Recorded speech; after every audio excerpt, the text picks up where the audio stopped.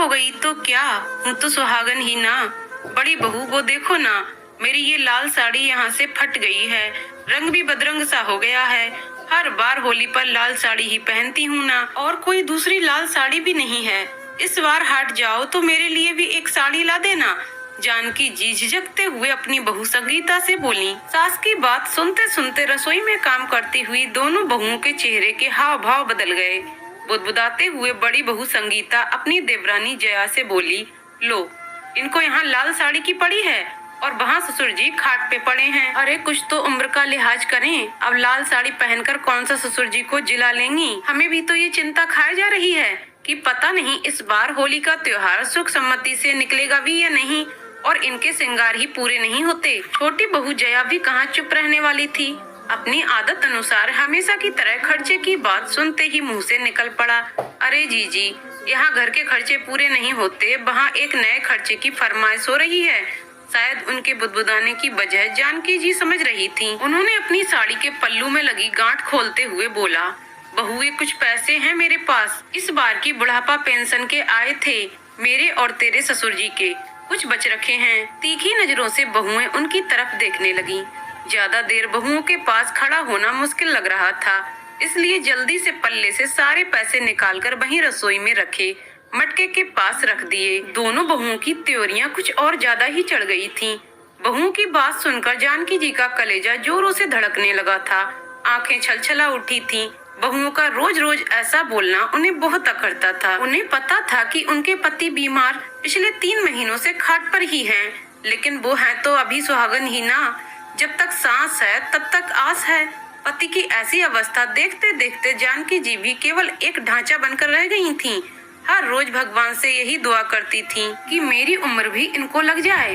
उम्र भले ही 70 हो चुकी थी, लेकिन इसका मतलब ये तो नहीं कि एक दूसरे के प्रति प्रेम और लगाव कम हो गया था। इतने वर्ष साथ गुजारने के बाद ये लगाव तो और भी ज्यादा मजबूत हो गया था। लेकिन शायद उनकी इन भावनाओं को समझने वाला इस घर में कोई नहीं था, क्योंकि बच्चों को हमेशा यही लगता है कि उम्र हो गई है तो एक ना एक दिन तो जाना ही है। मृत्यु तो शाश्वत सत्य है, ये सभी को पता है, लेकिन स्वीकारना सभी के लिए मुश्किल।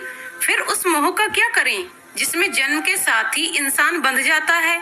जानकी जी के जाते ही संगीता ने आगे बढ़कर उनके पैसे उठाए। ओह, 500 रुपए हैं, पता नहीं कहाँ छिपा कर रखे थे। हमेशा तो कहती हैं बाबूजी की दवा में लग गए। तभी जया बोल पड़ी, अरे जीजी, 2 दिन पहले मैंने देखा था अम्मा बड़के भैया को दवा की पर्ची पकड़ा रही थी। अच्छा जी, तो इस बार दवा के पैसे भी बेटे के माथे मर दिए। एक ये हैं जो अम्मा बाबूजी के प्रेम में मरे जाते हैं, और एक तरफ अम्मा हैं जो पैसे छिपा कर रखती हैं। हे भगवान, बुढ़ापे में भी शौक पूरे करना ही नहीं भूलते। मैं लाकर दूंगी इन्हें लाल साड़ी, दांत पीसते हुए संगीता बोली। उधर होली को 2 दिन बचे थे, सारा सामान आ चुका था। जानकी जी भी बाट में थीं कि बहू साड़ी भी लाएगी, लेकिन उनकी साड़ी नहीं आई। दोबारा बोलने या कुछ पूछने की हिम्मत नहीं थी जानकी जी की। अपनी वही पुरानी साड़ी निकालकर सुई धागा लेकर बैठ गईं। लेकिन इस उम्र में आंखें भी साथ नहीं दे रही थीं। बाबूजी भी अपनी पत्नी की बेबसी पर चुप थे। हाँ, गई थीं, आंगन में खेलती हुई। इस उम्र में आंखें भी साथ नहीं दे रही थीं। बाबूजी भी अपनी पत्नी की बेबसी पर चुप थे। हाँ, आंखों से 2 बूंद लुढ़ककर तकिए पर जरूर गिर गई थीं। आंगन में खेलती हुई अपनी पोती को आवाज देकर अपने पास बुलाया और सुई दिखाते हुए बोली, बिटिया जरा इसमें धागा डाल दे। पोती धागा डालकर वापस खेलने भाग गई।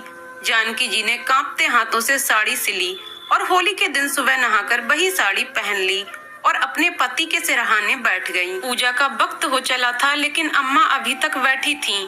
बेटा आया अम्मा, चल पूजा हो रही है। अम्मा, ओ अम्मा। लेकिन अम्मा नहीं बोली। अम्मा सुहागन ही विदा हो गईं। बाबूजी की आंखें भी खुली की खुली ही पथरा गईं। अब न किसी को दवा की जरूरत थी और न साड़ी की। जो माता पिता अपनी सारी उम्र बच्चों की जरूरत पूरी करने में निकाल देते हैं, उम्र के अंतिम पड़ाव में वही माता पिता अपनी छोटी छोटी जरूरतों और इच्छाओं के लिए अपने बच्चों पर आश्रित हो जाते हैं, और एक दिन उनके साथ साथ उनकी इच्छाएं भी दम तोड़ देती हैं। दोस्तों, आपको कहानी कैसी लगी कमेंट करके जरूर बताएं। कहानी पसंद आई हो तो वीडियो को लाइक शेयर करें और चैनल को सब्सक्राइब करें। वीडियो को पूरा देखने के लिए बहुत बहुत धन्यवाद।